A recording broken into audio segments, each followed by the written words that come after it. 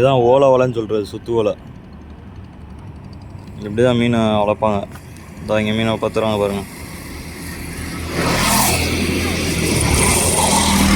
அப்படியே வளைச்சி அப்படியே கொண்டு போவாங்க.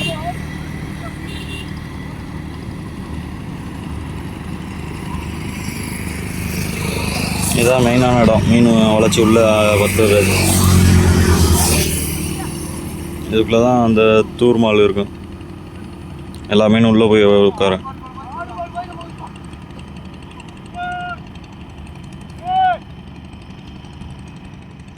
எப்படி பத்துறாங்க பாருங்கள்.